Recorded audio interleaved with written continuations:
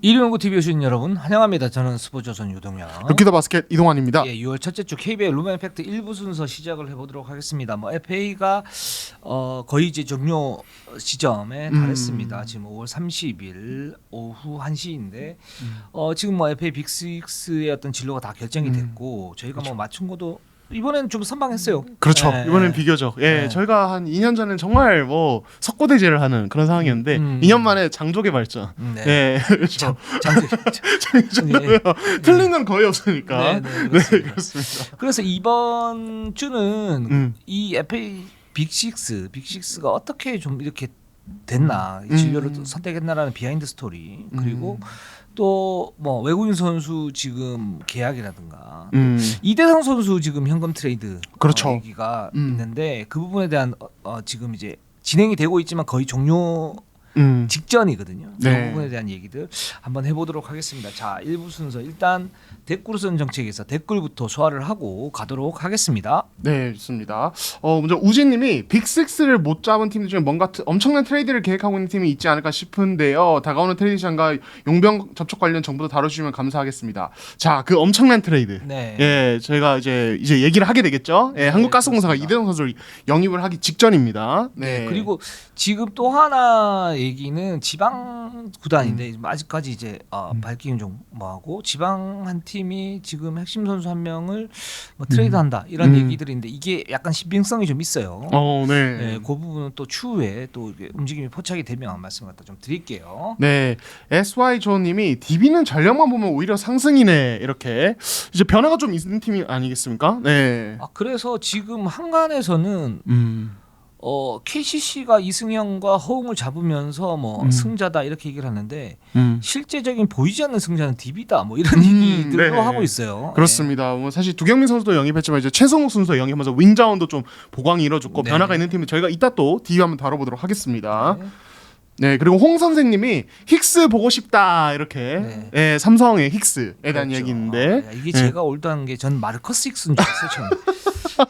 근데 지금 때문에 갑자기 아, 예. 마르커스 힉스요. 아이제아 익스였구나. 네, 그렇습니다. 아이자 얘기겠죠? 홍 선생님 혹시 이제 댓글 다시 한번 달아주세요. 아이자로 이제 추정을 하고 있는데. 네, 아이제아 맞습니다. 네, 아이제아 맞을 거예요. 네. 네, 그래서 이제 삼성의 힉스의 어떤 재계약을 좀 희망하는 어떤 댓글인데 저희가 또 조금 이따 다시 한번 언급을 한번 해보도록 하겠습니다. 네, 그렇습니다. 까와이 레너드님이 이분도 우리 자매품 아닙니다. 그렇습니다. 까와이 네. 레너드님께서 6월에 필리핀과 국대 평가전 있는 걸로 알고 있는데 중계 있을까요? 하셨는데 자 어떻게 됩니까? 네, 17일, 18일에 이제 안양에서 진행이 되고요. 이제 평가전이 이제 TBN 에서 이제 중계가 됩니다. 예, 그래서 뭐 요거는 이제 뭐 현장 예매도 완전 뭐 다 유관 중이라고 하니까 네. 뭐 이제 또 분위기 굉장히 좋을 것 같습니다. 네. 네, 그래서 또 즐겁게 보시면 좋을 것 같고. 또 추일승 감독이 처음으로 지휘봉을 잡으면서 그렇죠. 추일승 감독 그러면 또 명장 아니십니까? 그렇죠. 네, 어떤 전술의 대가신데 이분이 과연 이제 짧은 시간이지만 대표팀을 어떻게 또 구성을 하고 갈 것인가 하는 부분도 굉장히 좀 관전 포인트가 아닌가라는 생각이 듭니다. 그렇죠. 네, 지금 16인 명단, 훈련 16인 명단이 정해지고 오늘 아마 이제 소집이 될 거예요. 진천 네. 선수는 이제 진짜 말씀대로 되게 짧은 한 2주 정도 안에 이제 이제 비시즌이니까 몸 상태도 좀 만들면서 좀 선발을 새롭게 맞춰야 되는데 네. 어떻게 진행될지 좀 한번 지켜보도록 하시고 그리고 이제 FA 보상 선수 이제 관련 질문도 해주셨는데 일단은 뭐 많이 알려다시피 DB는 유현준 그리고 데이원은 12억 그리고 KGC 이제 5억 6천만 원 이렇게 가져왔고 지금 한국가스공사가 공식적으로 지금 공시는 안 됐는데 내부적으로 현금을 받기로 결정을 했다고 합니다. 지금 이제 DB 보호 선수 명단과 이제 나머지 선수들 명단을 봤을 때 이거는 현금을 받는 게 현명하다라고 판단해서 현금을 받기로 했고 요거는 이제 조금 있다가 이제 한국가스공사 얘기할 때 마저 얘기해 보도록 하겠습니다. 네, 예, 조금 있다가 지금이네요. 자, 그렇죠. 한국가스공사부터 가보도록 할게요. 일단 그 FA 정리를 갖다 해보면 일단 이대성 선수가 들어올 확률이 굉장히 높다. 그렇죠. 이렇게 말씀을 드리고 박지훈 선수, 우동현, 이원대 이런 선수들이 들어왔고요. 그렇죠. 두경민, 홍경기, 정영삼 이 세 선수가 지금 나갔는데 정영삼 선수는 이제 은퇴, 그렇죠. 프랜차이즈 스타니까 아마 여기에서 지도적 수업을 받지 않을까라는 생각이 들고 그 다음에 미계약자 같은 경우는 민성주 선수가 있고요. 네. 일단 이 팀은 뭐 그 오리온 지금 이제 데이원 자산공사 네, 자산운용. 자산운용과 네. 묶어가지고 이대성 선수 트레이드 대해서 얘기를 갖다 좀 해봐야겠죠. 그렇습니다. 사실 이제 가스공사가 이 이대성 트레이드가 이제 알려지기 전에는 이게 사실은 굉장한 패자가 아니냐는 어떤 시선이 많습니다. 왜냐하면 두경민이 나간 상태에서 뚜렷한 가드진 보강이 없었죠. 뭐 우동현 선수나 이제 뭐 이원대 선수 영입을 하긴 했지만 사실 주전급이라고 보기는 어렵고 이제 그렇기 때문에 이거 가드진 완전히 무너지는 거 아니야 이런 어떤 우리의 시선이 있었는데 사실은 이제 이런 어떤 이제 이대성 선수 영입하기 위한 트레이드를 좀 내부적으로 추진 중이었고 오퍼도 넣어둔 상태였습니다. 네. 그렇습니다. 그 가스공사 같은 경우는 이제 이대성 선수를 놓치고 그리고 또 한 선수를 놓치면서 이제 FA가 공백이 생겨버렸죠. 네. 근데 또 두경민에 대해서는 또 잡으려고 하는 그런 움직임이 많지는 않았어요. 맞아요. 많지 네. 않았고 그래서 두경민 선수가 사실은 갈 수 있을 때가 이제 마땅치 않았는데 결국 이제 DB로 가게 되면서 가스공사는 지금 보면 이제 정혁훈 이대현 선수가 여전히 있기 때문에 그렇죠. 굉장히 핵심 자원이 윙맨 자원이 있기 때문에 이 가드 자원을 어떻게 잡느냐 이게 문제였는데 거기에서 극적으로 대의원과 이렇게 타결을 하려고 하는 것 같아요. 네. 하는 것 같고 제가 볼 때는 뭐 확률은 거의 90% 이상이다 이렇게 볼 수가 있고 지금 어떤 단계로 가냐면 지금 이 두 양측 감독님은 합의가 돼 있는 상태고요. 그 이대성 선수도 분명히 알고 있을 거예요. 이 부분에 그렇죠. 대해서 알고 예. 있을 거고 그리고 지금 첫 번째 안은 어떤 안이었었냐면 현금 한 3억 안팎과 플러스 알파 그러니까 보상 선수 한 명을 대의원에게 주고 이대성 선수를 데리고 오는 그런 안이 있었는데 그 부분은 대의원이 거부를 했다고 그래요. 제가 알고 있기로는 그 왜냐면은 뭐 대의원이 사실은 이제 선수를 갖다 줬을 때 대의원이 받았을 때 이게 도움이 되느냐라고 봤을 때는 그거보다 이제 현금을 받아서 대의원 입장에서는 뭐 다 이따가 또 말씀을 갖다 드리겠지만 대의원 같은 경우에는 기본적으로 지금 자금을 좀 모아서 다음 내년 이제 FA에 좀 이렇게 지르려고 하는 그런 모습들이 있기 때문에 지금 대의원은 그렇고요. 근데 또 뭐 한간에 또 다른 얘기들이 나오는데 그건 대의원 편에서 좀 말씀을 갖다 드릴게요.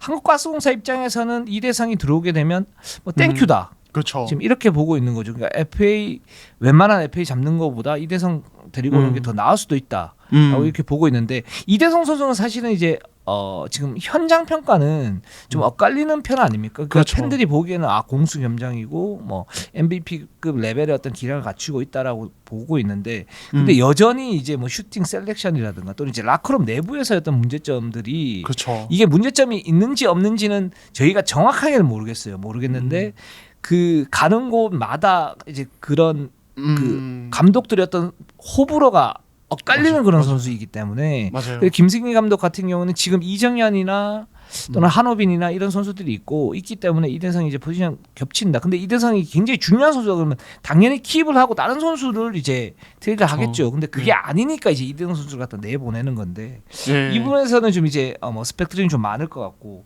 그래서 결국은 대의원이 이제 3억 플러스 알파를 제시를 받았는데 그거 말고 그냥 현금으로 받자 이렇게 해서 제가 알고 있기로는 그 현금 액수에 대한 어떤 차이점이 살짝 있는데 그 부분도 어느 정도 해결이 돼가고 있는 시점. 그러니까 정확하게 얘기를 하면 5억 안팎인 것 같아요. 그 돈이 안팎인 것 같고 지금 가스공사는 내부적으로 어느 정도 결정이 돼 있는 상황이고 그걸 이제 대의원 이제 고위수 내부 여기에서 이제 최종 결제만 지금 남은 상황이라고 알고 있어요. 그래서 거의 결정이 돼 있고 6월 1일이나 2일 정도.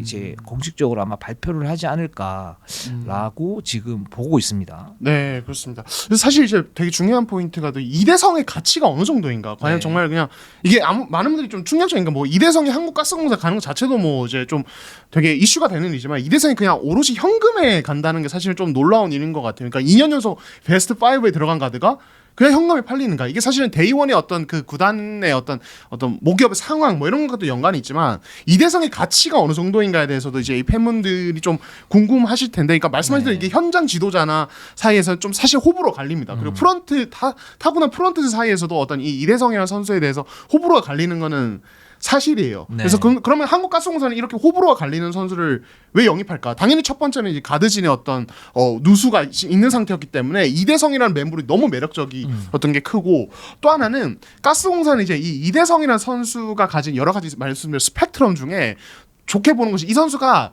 팬 서비스나 아니면 기존의 미디어에 대한 어떤 태도 이런 것들은 되게 프로페셔널한 그렇죠. 선수거든요. 그렇죠. 코트에서 플레이는 어떤 지도자들의 호불호가 갈릴지언정 코트 밖에서 보여주는 행동과 이런 것들은 굉장히 성실하고 미디어 인터뷰도 사실 그 정도 어떤 위치에 올라간 선수라고 보기 힘들 정도로 되게 뭐랄까 오픈되어 있고 되게 프로 마인드가 되게 좋아요. 진짜로. 그렇죠. 이슈를 또 창출하는 어떤 능력들도 있고요. 그렇죠. 네. 예. 그렇기 때문에 가스공사는 오히려 이제 사실 창단한 지 2년밖에 안 된 상태이고 이제 그런 상태에서 이런 이대성의 긍정적인 부분도 굉장히 좀 좋게 보고 있다라고 저는 알고 있어요. 그래서 그런 부분도 좀 가만히 됐다라고 아시면 좋을 것 같습니다. 저는 또 네. 하나는 한 두 가지 요소들이 있는데 첫 번째는 이제 유도훈 감독이 가드 쪽을 굉장히 좀 중시하는 것 같아요. 그러니까 두경민을 데리고 올 때도 사실 유도훈 감독이었던 그 의도가 굉장히 많이 반영이 됐고, 근데 그 사이에서 뭐 팬분들도 뭐 알고 계시겠지만 두경민 선수도 이제 라커룸 이슈가 살짝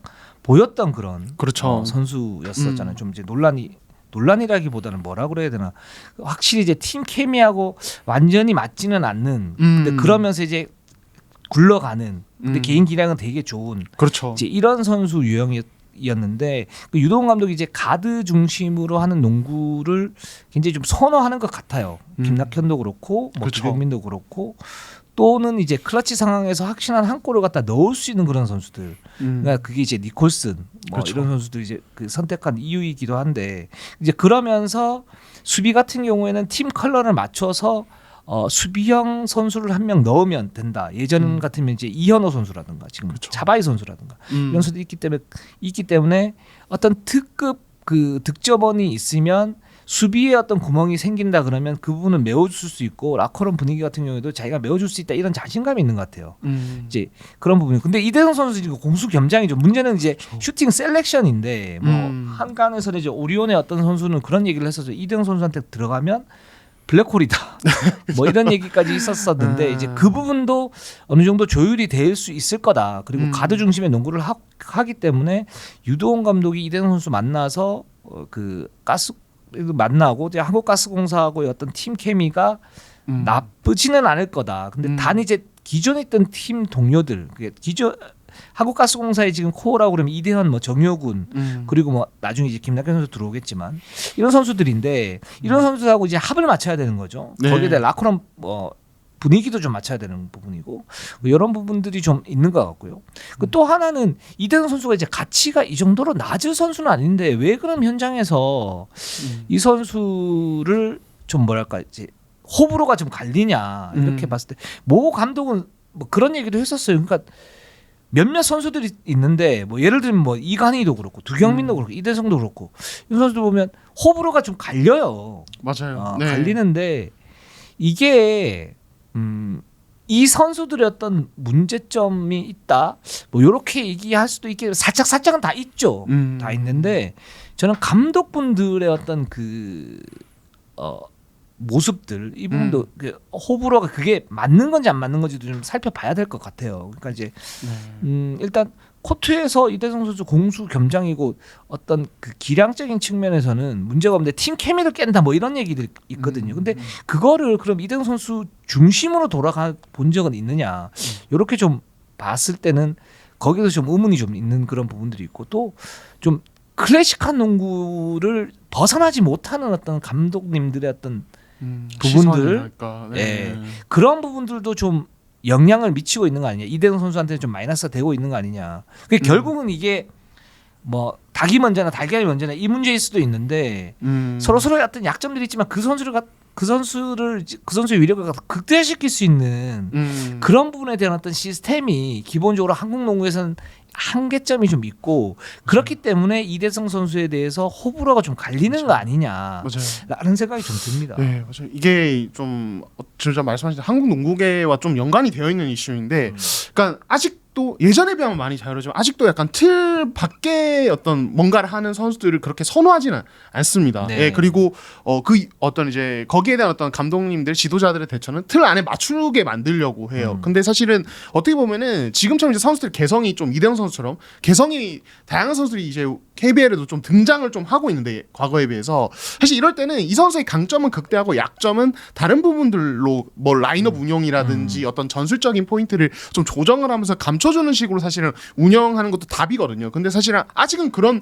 분위기는 아니에요. 그래서 이것도 어떻게 보면은 계속 좀 이슈가 될 것 같고 제가 알기로 이대영 선수도 이런 부분에 대해서 알고 있어요. 본인의 플레이 스타일이 호불호가 갈리고 어떤 지도자분들이 썩 좋아하지 않는 분도 많다는 걸 알고 있는데 지난 시즌 말쯤에 이제 이대영 선수랑 이게 인터뷰가 공식적으로 나가지는 않았을 텐데 기사가 나가지는 않았을 텐데 좀 기자회견 중에 이런 부분을 얘기가 나온 적이 있었어요. 질문과 네. 대답에. 근데 네. 이대영 선수는 좀 강하더라고요. 본인에 대한 확실히. 아, 이런 부분이 이제 뭐 국내 뭐 지도자분이나 농구인분들이 싫어하실 수도 있는데 제 플레이를. 근데 저는 제 농구에 대한 믿음이 있기 때문에 저는 이제 물론 저도 뭐 수정해야 될 부분들이 있겠지만은 제 방식을 버리지는 않겠다라고 이야기를 하더라고요. 그래서 이것도 앞으로 좀 뭐 지켜보시면 좀 재밌을 것 같아요. 과연 이대영 선수가 한국가스공사에 또 어떤 농구를 할지, 이동 감독님과 어떤 협의를 할지 이런 부분 좀 중요한 포인트인 것 같습니다. 네. 그러니까 이게 좀 애매한 게 뭐냐면 이대성 선수가 이제 현대모비스 시절에 챔프전에서 MVP를 탔단 말이죠. 이제 그때도 이제 평가가 살짝 엇갈렸는데 이대성의 어떤 공수겸장 능력. 근데 옆에는 양동근이 있었다. 그렇죠. 그리고 그때 당시에 외국인 선수 작은 외국인 선수 지금 갑자기 이름이 기억이 안 나는데. 네, 시에널 쇼터. 네. 그 쇼터의 어떤 능력도 있었고 음. 현대모비스 전력 자체가 굉장히 좀 강했고 그렇죠. 유지학 감독이 틀을 잘 만들었고 이런 부분도 있다. 그래서 이제 거기서 이제 좀 엇갈렸는데 결국 이제 KCC 가서는 좀 실패를 했고요. 가스공사도 사실은 절반의 어떤 성공. 그 점점 이제 좋아지는 그런 모습들 속에서 이런 평가가 나왔단 말이죠.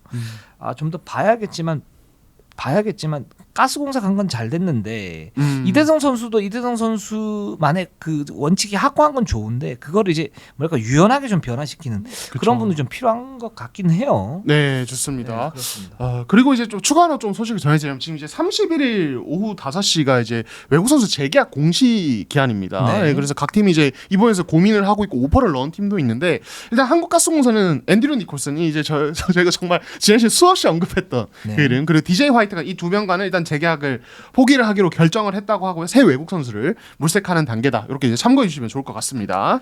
그렇습니다. 그리고 이제 오리온으로 한번 가보도록 하죠. 네. 이대성 그 현금 트레이더 연결돼 있는 그 대이원 자산운용. 네. 그렇죠? 일단은 전성현 선수를 데리고 왔습니다. 아주 좋은 그 조건으로 좀 데리고 왔고 이건 김승희 감독의 강력한 요구가 있었었다라고 볼 수가 있고 일단 이대성, 이승현, 최승욱 선수가 빠져나갔고 오용준 선수가 은퇴를 합니다. 그러니까 전력 자체가 전성현 선수 들어왔는데 원투 펀치가 빠져나갔고 아주 좋은 롤 플레이어 한 명이 또 빠져나갔다. 그래서 이 전력 자체가 지금 그렇게 썩 좋은 편은 아닌데 그쵸. 문제는 오리온은 지난 시즌에 저희가 말씀을 갖다 드렸지만 기본적으로는 가지고 있는 전력 자체는 좋았던 팀이에요. 맞아요. 좋았던 팀이고 여기에 또 이정현이라는 또 신인 가드, 잠재력이 좋은 선수 있고 한호빈, 뭐 견고한 포인트 가드고요. 그래서 일단 백코트 진은 여전히 좋고 전성현이 들어왔기 때문에 확실한 슈터도 있고 맞아요. 이제 단 이제 이승현 선수 빠져나갔기 때문에 이제 빅맨을 어떻게 메우느냐의 문제인데 김승희 감독이 오면서 이 부분 같은 경우에는 좀 강한 트랜지션을 이용한 스몰 라인업 농구를 갖다 좀 하지 않을까. 그 상태에서 이제 이대성 선수가 빠져나간 거죠. 그렇죠. 네. 근데 예 그렇습니다. 네.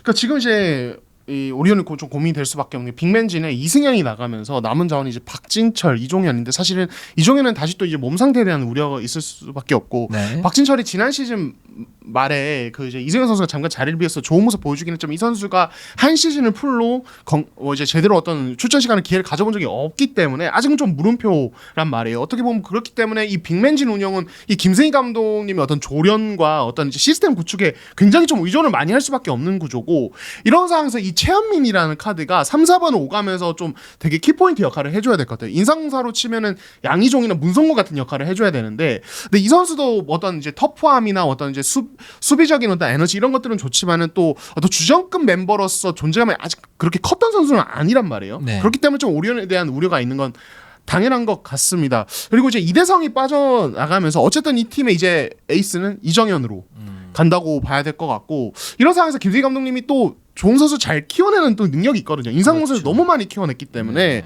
과연 이정현이 김승희 감독님을 만났을 때 어떻게 될지 이것도 사실은 좀 궁금한 부분이에요. 네. 그렇습니다. 일단 수비를 굉장히 좀 압박을 많이 할 것 같고요. 또 뭐 스태거 스크린을 이용한 이제 오브 더 볼 무브에 의한 전성현 선수의 옵션 그리고 여기에 이제 이정현이 이제 그 게임 리딩과 득점을 그쵸. 함께하는 그런 구조 그러면서 빠른 농구 이런 식으로 갈 것 같은데 그 사실은 저는 데이원 자산운용을 보면서 이제 여러 가지 말들이 많았지 않습니까? 그렇죠. 예, 네. 뭐 KBL판 히어로즈다. 그렇죠. 예. 네. 지금으로 치면 키움. 그러니까 새로운 어떤 마케팅 시스템을 하겠다 그랬는데 이게 이제 딱 터놓고 보면 아 이게 혁신일 수도 있는데 또 하나는 아 그러면 이 부분이 그 영업의 어떤 이익을 추구를 하면서 가는 그런 구단으로 만들 것이다. 즉 이제 선수 파리가 될 수도 있다. 현실적으로는 이제 이런 얘기들이 있어요. 지금 이제 그렇죠. 데이원 같은 경우. 그래서 불안한 시선들이 있고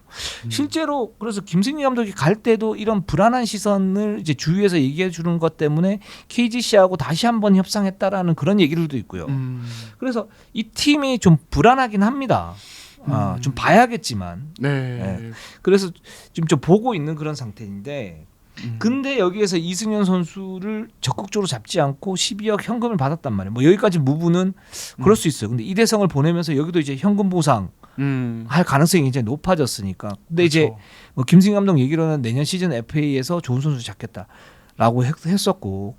근데 그러면서 이제 전성현을 또 이렇게 거액을 주고 데리고 왔단 말이죠. 그래서 그렇죠. 좀 헷갈리는 팀이에요. 이 팀은. 맞아요. 예, 네. 헷갈리는 팀이고 FA 시장에서 사실 가장 강력한 변수가 이 팀이었습니다. 그러니까 허재 사장이 딱 들어왔는데 제가 볼 때는 허재 사장의 영입의 배경은 그런 것 같아요. 그러니까 이제 이 허재 사장이 사실은 이제 예능이라든가 아니면 농구 쪽에서도 뭐 레전드니까 이름값으로 치면 최상급이죠. 그렇죠. 그 상태에서 이제 상징적인 인물 갖다 데리고 왔는데 그럼 왜 허재 사장이냐? 뭐 여기에는 이제 여러 가지 이제 중대 라인도 있지만 또 하나는 데이원 자산운용이 지금 하고자 하는 그런 마케팅에 가장 적합한 인물이라고 생각해서 데려왔고 지금 4년 계약을 했어요. 그래서 김승희 감독도 4년 계약을 했고 다 4년 계약을 했습니다. 일단 4년은 보장이 되는데 또 여기에서 또 스펙트럼이 어떤 스펙트럼이 나오냐면 이 팀이 과연 4년 5년 동안 계속 꾸준히 운영을 할 것인가 아니면 단기적인 이익을 뭐 차지를 해서 또 뭐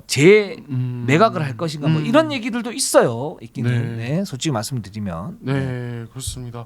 이런 상황에서 아무래도 이제 그러면 내년에 도대체 누가 나오길래 FA 시장에 이런 이제 김승희 감독님 멘트가 가능한 것이 사실 내년도 좀 보통이 아닌 걸로 지금 굉장히 좀 화제가 좀 많이 되고 있어요. 현장에서는. 예, 뭐 이제 최준용이나 양홍석 그리고 이대성 이런 선수 나오기 때문에 올해 못지 않다. 예, 이런 얘기도 있는데 그러니까 정말 만약에 데이원이 정말 어떤 내년 FA 시장을 노린다면 내년 FA 시장에 뭔가 무브를 보여줘야 되겠죠. 네. 근데 예를 들어서 내년에도 약간 몸을 사린다 혹은 이제 뭐 전선 영입에 별다른 무브가 없다 이렇게 되면은 현장에서 그 불안한 시선 이 데이원은 정말 어떤 영업이익에 치중을 하고 어떤 히어로 이제 농구판 히어로즈처럼 선수를 계속 꾸준히 좀 팔아가는 어떤 스타일의 운영을 한다는 어떤 시선이 더 강해질 수밖에 없는 것 같아요. 네, 그렇습니다. 그래서 사실 데이원이 처음에 이렇게 왔을 때 이승현 선수를 뭐 영입을 안 하겠다라는 건 뭐 말은 안 했지만 사실상 결별의 어떤 그 수순이었었고 그렇죠. 거기서 나오는 이제 12억의 그런 현금을 받겠다라는 것도 정상적인 부분이었는데 정상적이라보다는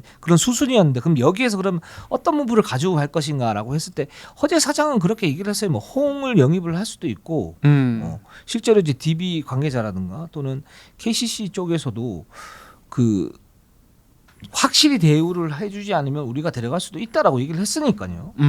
그랬었었고, 근데 이제 결국은 그 부분이 어떻게 보면 뭐라 그래야 되나 뻥카 비슷하게 되는 거죠. 그러니까 이제 그쵸. 그렇게 된 부분이고, 결국 이제 전성현 선수를 갖다가 데리고 오긴 했는데 이대성 선수를 판 거는 일단 두 가지 이유가 있는 것 같아요. 첫 번째는 이제 현금 확보. 그렇죠. 당장에 많은 부분이 있고 또 두 번째는 김승기 감독과 이대성과는 잘 맞지 않는다. 그렇죠. 그 여기에서 이게 가능했던 이유 중에 하나 뭐냐면 이대성이 나가도 가스공사는 이정현이라는 아주 좋은 이제 그 가드 그리고 이 선수를 이제 키울 수 있는 어떤 그 여지를 마련해 준다는 당위성 그렇죠. 그리고 여기에 한호빈이라는 또 이제 견고한 가드가 있기 때문에 이게 좀 가능하지 않았나 그리고 추진을 하고 있지 않을까. 근데 데이원에서도 이제 그런 부분에 대한 시선은 좀 우려를 하고 있다고 그래요. 우려를 하고 있기 때문에 이대성 선수 현금 트레이드에 대해서는 지금 데이원에서는 이거를 갖다가 만약에 많이 했을 때는 좀 거센 비난 이런 부분에 대해서는 좀 부담감을 좀 느끼고 있다고 그러니까 좀 더 지켜보면 좀 좋을 것 같습니다. 네, 맞습니다. 자, 그럼 이제 KGC로 한번 연결해 보도록 하겠습니다. KGC 이제 양희종 선수 재계약을 했고요. 김철욱, 정준원, 배병준을 영입을 했습니다. 그리고 이제 전성현, 박재한, 우동현이 팀을 떠났습니다. 그러니까 이 팀이 사실 전성현을 놓친 부분에 대해서 사실 또 여론이 그렇게 좋지 않았습니다. 네. 이동환 기자한테 한번 물어볼게요. 네. KGC가 전성현을 영입할 때 총력을 다한다고 그랬어요. 네. 근데 그 당시에 그러면 이동환 기자는 KGC가 전성현을 잡을 확률을 몇 %로 봤어요? 저는 굉장히 낮게 봤습니다. 실질적으로 오퍼가 경쟁이 되는 수준의 오퍼가 들어갈 확률은 한 20-30%? 네. 실제 금액도 1억 정도, 1억 가까이 차이가 났던 걸로 저도 알고 있고. 그래서 저는 KGC가 조금 이제 내년에 어떤 문성곤을 잡는 쪽에 조금 더 총력을 기울이지 않나. 예, 사실은 이제 가장 뭐 좋은 수순은 전성현 잡고 내년에도 문성곤 잡고 이렇게 팀을 만들어 가는 건데, 저는 이게 KGC가 그동안 어쩔 수 없이 보여왔던 행보를 봤을 때는 그 연결선상에서 생각을 하면은 그렇게 확률적으로 높지는 않다고 판단을 했습니다. 네. 예, 제가 왜 물어봤냐면 저도 마찬가지인데 저는 15% 미만으로 봤어요. 15% 미만. 네. 잡기가 힘들다. 그러니까 왜 잡기가 힘드냐면 KGC가 그동안 이제 가지고 왔던 어떤 시스템이 기본적으로 이제 감독 계약을 2년 이상을 안 해요. 그렇죠. 그 다음에 우리가 소위 말하는 그 뒷돈이라고 얘기하는 그게 저희가 FA 때 말씀드렸던 빅식스는 지금 현재 연봉이 중요한 게 아니고 총액 계약에서 어느 정도 수준이 되느냐 이 부분이 중요하다고 그랬지 않습니까? 그렇죠. 근데 KGC는 그 부분에 대해서는 전혀 할 수가 없는 그런 구조예요. 그렇기 때문에 일단 기본적으로 전성현에게 6억 중반 정도 이렇게 얘기를 했는데 그 이후에 보장액이 없는 거예요. 그 상태면 사실 전성현이 있을 수가 없죠. 그렇죠. 네. 네. 그래서 쉽지는 않다. 근데 KGC의 이런 그런 구조가 어떻게 보면은 프로에서는 좀 맞지 않는 지금 현재 이제 프로농구 남자 프로농구에서 좀 맞지 않는 그런 구조거든요. 그런 구조인데 지금 KGC는 단장이 바뀝니다. 네. 네. 네, 사실 또 말이 많았죠. 예, 팬들 사이에서. 예, 그러니까 이제 최근에 이제 이끌어온 단장님이 이제 전삼식 단장님이신데, 이제 어떤 이제 말씀하신 어떤 KGC 어떤 시스템을 이제 어떻게 보면 구축해온 인물이셨고, 이제는 이제 교체가 된다 이런 말씀이시죠. 네, 네 그렇습니다. 그래서 사실은 여기에서 이 체제에서 KGC가 이제 4개의 스포츠가 있는데 그 4개 스포츠가 이제 여자 배구단하고 이제 배드민턴 탁구인가 뭐 이렇게 있지 않습니까? 배드민턴 탁구 맞죠? 네, 정확치 않은데 4개가 있는데 여기에서 다 이제 감독 계약을 2년 이상 하지 않는다라는 원칙을 세워버렸어요.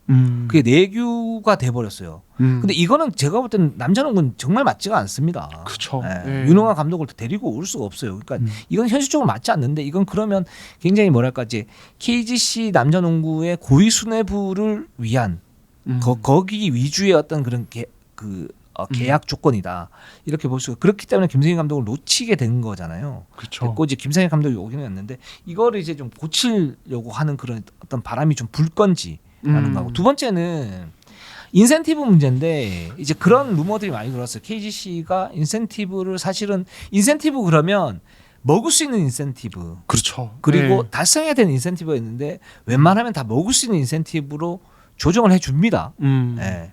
뭐 그거는 이제 뭐 호불호가 있을 수 있지만 대부분 다 그래요. 특히 FA 계약을 할 때는 그렇죠. 특히 그렇죠.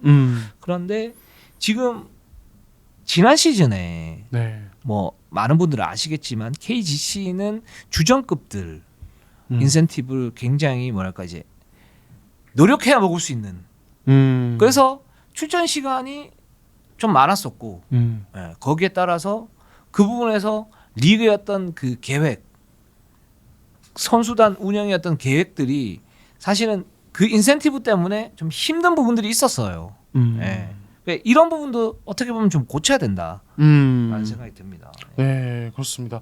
그래서 KGC의 어떤 이제 수뇌부의 어떤 변화도 있는 가운데 지금 이제 코칭 스태프의 변화 그리고 외국 선수들도 이제 어느 정도 이제 고민을 좀 이어가고 있습니다. 일단은 지난주에도 말씀드린 이 김상식 감독 체제에서 코칭 스태프 어떻게 꾸려질 것인가가 좀 이제 이슈였는데 5월 내로는 일단은 마무리가 된다고 하고요.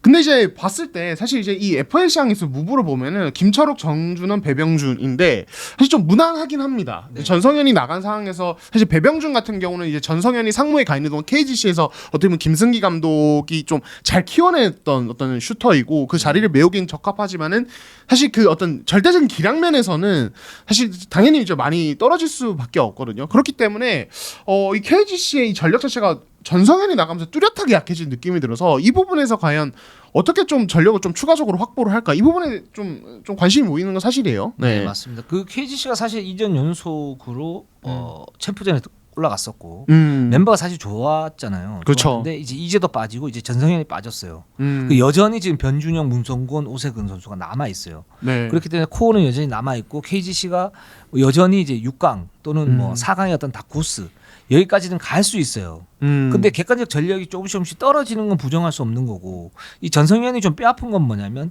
KGC는 향후 한 5년간 전성현, 문성곤, 변준영이 코어입니다. 이 세 선수는 놓칠 수가 없는 선수들이에요. 뭐 예를 들어서 SK 같은 경우에는 안영준, 최준용 이 두 선수가 코어잖아요. 그 둘 그렇죠. 중에 하나도 놓치면 SK의 어떤 전력 자체가 굉장히 좀 많이 흔들릴 거 아니에요. 이제 그런 그 비중을 가지고 있는 선수인데 이 선수를 놓칠 수밖에 없는 구조가 있었었고 그래서 결국 놓쳤다. 그래서 이 팀은 전력 자체가 좀 떨어질 수밖에 없는 거고 다음에 그러면 이런 구조를 수정하지 않으면 문성곤도 잡는다는 보장이 없다. 그쵸. 이런 결론이 나올 수 있잖아요. 그렇죠. 네. 또 이제 이 KGC가 그 지금 이 작년 우승, 올해 챔프전 어떤 준우승을 이끈 이 핵심 코어들끼리 사실 관계 굉장히 돈독해요. 예. 네. 예, 그러니까 물론 이제 선수들끼리 친한 건 당연한 거지만 KGC는 이 전성현, 문성곤, 변준영 이런 선수들이 이 또래다 보니까 굉장히 좀 끈끈한 사이였기 때문에 요번에 이제 이 전성현 선수가 나간 거에 대해서 좀 동료 선수들의 좀 약간 뭐랄까 허탈함이 좀 크다는 얘기들이 좀 많이 들리거든요. 사실 이런 것도 영향을 줍니다. 향후 FA에. 그래서 그렇죠. 네, 요건 좀 일단 지켜보도록 하죠. 네. 그렇습니다. 그렇기 때문에 KGC는 그런 이제 구조를 지금 어떻게 좀 바꾸느냐 이게 또 굉장히 좀 중요할 것 같아요. 네, 좋습니다. 자, 그다음에 현대모비스로 한번 가보도록 할게요. 네, 현대모비스는 이제 박지훈 선수가 나갔고요. 그런 가운데 김현민, 김영훈이 이제 영입 의향서 제출을 통해서 영입이 됐고 이제 네. 박지한 선수 영입이 됐습니다. 그리고 미기양 내부 FA는 이현민, 박병호인데 아직 이 부분은 이제 구단에서 일단은 이제 움직임은 없습니다. 네, 현대모비스는 김현민, 김영훈은 뭐 잘 잡은 것 같아요. 네, 그렇습니다. 그러니까 김현민 같은 경우는 빅맨이잖아요. 이제 KT와 협상이 이제 되지 않으면서 FA 시장에 계속 남아 있었는데 이제 유재학 감독이 어떤 수비적인 카드로 좀 활용을 하도록 하자 어떤 의견이 있어서 이제 결국에는 오퍼를 하게 됐다고 합니다. 그리고 사실 좀 이제 일종의 약간 보험성 영입이기도 한데 왜냐하면 함지훈이 뭐 지난 시즌 정말 좋은 나이 안 맞는 정말 대단한 기량을 보여주지만 이 선수가 나이가 있기 때문에 사실 언제 꺾여도 이상하지 않아요. 이거는 네. 선수의 잘못이라기보다는 나이가 그렇게 있기 때문에 그런 거고.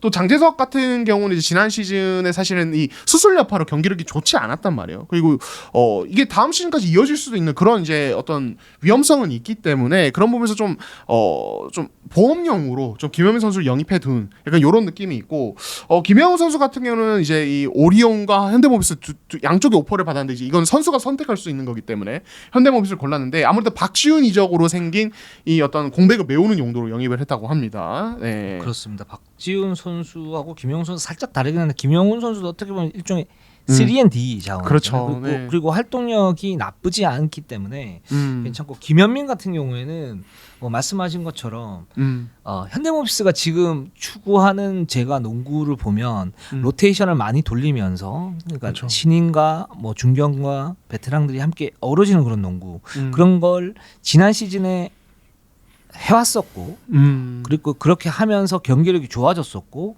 그러면서 팀 자체가 체질적으로 좀 올라가는 그런 모습인데 그렇죠. 그 상태에서 이제 윙 자원은 여전히 많기는 하지만 김현민은 좀 다른 또 어떤 윙 자원 3.5번 4번 자리 자원이란 말이죠. 이 부분이 들어오게 된다 그러면 잘 쓸 수 있을 것 같은 생각이 네. 들고 로스터가 조금 더 올라갔다. 네. 그러니까 특급은 아니지만 뭐 미세하게 올라갔는데 이 미세하게 올라가면서 생기는 어떤 팀의 시너지를 기대할 수 있는 그런 카드들이 생겼다. 이렇게 좀 말씀을 갖다 좀 드릴 수 있을 것 같고 예. 그다음에 외국 선수는 저는 이제 재계약 포기 됐습니다. 그렇죠. 이제 토마스와 버크너 모두 이제 재계약을 하지 않는 쪽으로 방향을 잡았고 사실 토마스 같은 경우에는 제가 알기로는 당초에는 좀 재계약을 생각했던 걸로 합니다. 그러니까 이제 유작 감독님께서 좀 이제 고민을 해서 코칭 스태프에게 좀 의논을 좀 했을 정도로 왜냐면은 사실 그 어떤 이제 플레이오프 때 출전하지 않은 걸 제외하면 현대모비스에 너무 잘 맞는 핏이었고 공격 수비 모두 어떤 허점이 되지 않는 그리고 현대모비스가 이제 새롭게 추구하고 있는 어떤 에너지 레벨 높은 농구에 너무 적합한 카드였기 때문에 유작 감독님도 좀 이제 미련이 좀 있으셨던 것 같아요. 하지만 이후에 어떤 내부 논의 결과 이제 오퍼를 하지 않기로 했고 아마 이제 새로운 뭐 지난번에도 말씀드렸지만 새로운 외국 선수 약간 이제 그런 스타일의 쪽으로 이제 볼 것 같은데 현재는 이제 코칭 스태프들이 많은 좀 회의를 거치고 있다고 합니다. 그리고 사실 지난 시즌 중에 이 션농 있잖아요. 제가 또 션농원 아니겠습니까? 제가 션농 소식은 귀를 쫑긋 세우고 있습니다. 근데 지난 시즌 중에 이 션농이 한국으로 돌아오고 싶어 한다는 루머가 좀 있었어요 현장에서. 이게 왜냐면은 우리나라 KBL은 사실 주중에도 경기가 좀 일정이 굉장히 좀 빡빡한 편인데 일본은 또 다르잖아요. 주말에만 경기를 거의 치르고 있고 그리고 또 이 문화도 좀 다른 게 우리는 이제 선수들끼리 좀 이제 굉장히 좀 가깝게 다 지내고 외국 선수들도 같이 좀 그러니까 같이 지내는 시간이 많은 반면에 일본은 굉장히 또 이제 뭐 거의 뭐 굉장히 개인적인 분위기 선수들끼리도 이런 게 있기 때문에 좀 많이 좀 적응하기 힘들어했다는 얘기가 많았어요 션농 선수가. 그래서 션농이 한국에 오고 싶어한다 이런 소문이 들어서 현대모비에서 좀 접촉을 했었는데 이제 정작 션농 선수는 최근에 일본 팀과 계약을 했다고 합니다. 그래서 뭐 이제 션농 선수는 저 혼자 관심 있는 소식인가 봐요. 네, 돌아갈 가능성은 없다. 다만 이제 현대모비스가 어떤 새로운 외국 선수를 좀 알아볼 거고 좀 그 부분에 초점을 맞추면 좋을 것 같고 그리고 이제 지금 현대모비스에 대한 시선 중에 하나가 아니 이 팀이 지금 이유석이 어떤 연봉을 향후에 뭐 올려주는 부분이 있어도 왜 이렇게 대호에 관심을 안 가지느냐 이번 어떤 FA 어떤 영입전에 왜 참전을 안 했을까에 대한 좀 약간 의문의 시선도 좀 있습니다. 특히 현대모비스 팬들 좀 많이 답답하셨을 것 같기도 한데 근데 구단 내부적으로는 이런 이제 이우석이나 서명진 이런 젊은 자원을 좀 키우는 좀 초점이 기본적으로 맞춰져 있는 것 같아요. 그렇기 때문에 좀 이제 어떤 기대와는 약간의 다른 어떤 선택을 하지 않았나 이렇게 보시면 좀 좋을 것 같습니다. 그렇습니다. 지금 현대모비스가 필요한 자원은 포인트 가드. 그렇죠. 인데 허웅 선수는 이제 포인트 가드로 보기에는 좀 무리인 그런 이제 가드이고, 그러니까 1, 2번을 다 할 수 있는 그 콤보 가드라고 할 수가 있고 그렇기 때문에 지금 FA 그러니까 전성현을 만약에 데리고 온다, 뭐 두경민을 데리고 온다, 뭐 그럴 수도 있지만 그렇게 되면 팀을 또 살짝 바꿔야 되는 그런 상황. 그렇죠. 이기 때문에 현대모비스는 그렇게 결정을 한 것 같은데 두경민을 한번 데리고 왔으면 좋지 않았을까. 근데 아마 뭐 조건이나 이런 부분이 잘 맞지 않았을 거예요. 그렇죠. 지금 현대모비스는 그대로 기존에 있는 선수들, 신예 선수들 좋은 선수도 많거든요. 키우는 걸로 가지 않나라는 생각이 듭니다. 네, 좋습니다. 자, 삼성으로 한번 가보도록 할게요. 네, 삼성은 이제 이정현이 들어왔고 이제 김동양이 떠났습니다. 네, 그래서 미경 내부에 배수용, 정준수 정도 남아 있는데 아직은 이제 특별한 움직임은 보이지 않고 뭐 재협상이 들어간다고 보면 될 것 같고 일단은 이대로 거의 가는데 아무래도 외국 선수진이 좀 변화가 있을 것 같습니다. 네, 그렇습니다. 아이자 힉스 선수가 일본행이 농후하다고 그래요. 계약 조건이 상당히 좋고 그래서 삼성이 지금 잡을 수 없는 수준이라고 하니까 아마 삼성은 또 외국인 선수 영입은 좀 잘 뽑는 그 삼성이거든요. 그러니까 뭐 1옵션은 좀 잘 뽑는 그런 성향이니까 아마 그렇게 좀 선수를 물색을 하면서 팀 체질을 갖다 개편하려고 하지 않을까라는 생각이 들고 지금 삼성은 별다른 변화는 없는데 그 전체적인 시장을 이렇게 놓고 보면 이제 차민석을 어떻게 할 것인가 여기에 대해서 뭐 한두 군데 정도 이제 관심이 있는 구단들이 있어요. 삼성이 지금 이원석 선수가 있고 차민석 선수가 있는데 이정현 선수를 갖다 데리고 왔단 말이죠. 그럼 이제 이원석 선수는 키운다고 봤을 때 그럼 차민석이 살짝 남는 거 아니냐. 그리고 지난 시즌에도 그런 이제 뭐 약간 이제 논란들이 있었었고 그래서 만약에 트레이드로 직전감을 데리고 와서 차민석과 트레이드를 하게 되면 뭐 어느 정도 이제 트레이드가 성사가 되지 않을까 뭐죠 이런 루머들이 살짝 살짝 돌았었어요. 근데 삼성은 입장을 갖다 정리를 했습니다. 네. 어떻게 정리를 했냐면 일단 차민석은 키워야 된다. 한 4년 5년을 보고 키워야 된다. 일단 차민석이 그동안에 이제 문제점으로 드러났던 게 어떤 부분이냐면 프로에서 확실한 특장점을 찾을 수가 없다라는 거였었잖아요. 그렇죠. 예. 네. 자질은 분명히 있고 뭐 높이라든가 스피드를 갖춘 선수이긴 하지만 그런 이제 특장점을 찾을 수 없다라는 거였는데 삼성은 지금 제가 알고 있기로는 결정을 한 게 차민석은 아직 어리다. 그리고 지금부터 하나하나 뭔가를 갖다 쌓아 나가면 언젠가는 잠재력이 폭발할 수 있다. 그 상태에서 일단은 은희석 감독 같은 경우에는 차민석을 4번에 놓고 갈 가능성이 좀 높다. 근데 4번에 간다라는 의미가 뭐냐면 이 선수를 4번에서 골밑에서 박아두는 게 아니고 일단 기본적인 것부터 해야 된다. 리바운드, 그렇죠. 그리고 수비, 그리고 굳은 일. 이거부터 일단 그런 기본기가 탄탄하게, 즉 수비에 대한 기본기가 탄탄하게 갖춰진 다음에, 즉 또 차민석 같은 경우에는 이제 일단은 빅맨이기 때문에 골밑에서 어떤 수비가 되어야 다른 거 외곽으로 나오면서 어떤 자신의 장점을 극대화할 수 있잖아요. 이제. 그렇죠. 그런 부분에 대한 기초 공사를 한다라고 보시면 될 것 같고 그 이후에 그 부분이 어느 정도 된다라고 했을 때는 외곽으로 점점 빼면서 공격 스킬이라든가 여러 가지 부분들 자신에게 맞는 부분들을 갖다가 할 것이다. 요렇게 지금 2단계 프로젝트를 가동하려고 하는 거라고 전 들었어요. 네. 근데 저는 이 선택이 좋아 보이는 게, 그러니까 사실 그러니까 3.5번이라는 게 3번도 되는 4번이고 4번도 되는 3번이라는 의미잖아요, 결국에는. 네. 근데 사실은 차민석이라는 선수가 그동안 밟아온 재물포고 해서 밟아온 스텝을 보면은, 그러니까 스타트를 3번으로 해서 4번의 영향을 가져가느냐를 봤을 때 이거는 사실 처음부터 해야 될 게 너무 많아 보입니다. 맞습니다. 예. 근데 반면에 스타트를 4번으로 해서 말씀하신 대로 3번의 어떤 스킬들을 하나씩 좀 시간을 두고 배워가느냐, 이렇게 되면 조금 이제 난이도가, 그러니까 첫 단계 난이도가 좀 쉬운 거죠, 상대적으로. 그렇죠. 그리고 사실 차민 선수가 이제 프로에 처음 왔을 때 좀 코칭 스태프에서 나왔던 어떤 이제 좀 많은 얘기가, 이 선수가 아직 프로의 패턴이나 이런 것들 적응을 못한다, 그런 얘기들이 많았는데, 사실 이제 3번이랑 또 윙전은 사실은 어떤 움직임도 좀 더 많이 가져가야 되고 동선도 더 복잡하고 어떤 플레이가 조금 더 다양하단 말이에요. 근데 상대적으로 어떤 빅맨은 조금 상대적으로 약간 또 할 게 적기 때문에 조금 더 쉽게 익혀갈 수 있지 않나, 어떤 프로의 움직임이나 이런 것들을. 그렇게 됐을 때 저는 이 스텝이 좀 맞는 것 같아요. 맞습니다. 이렇게 뭐 여러 가지가 좀 헷갈릴 때는 명확하게 뭔가 미션을 갖다 주는 게 한 두 가지 정도 이렇게 딱 주는 게 가장 좀 간단하게 해결할 수 있는, 물론 이게 임시방편도 될 수 있고 어떤 그 문제풀이의 해결 시발점이 될 수도 있겠지만 그렇게 하는 게 그 본인에게 가장 좀 좋지 않을까 일단은 라는 생각이 듭니다. 네. 자, 오늘 1부 방송은 여기까지 하도록 하겠습니다. 우리는 항상 최선을 다하겠습니다. 네이버 유튜브 구독 좋아요 알람 감사합니다.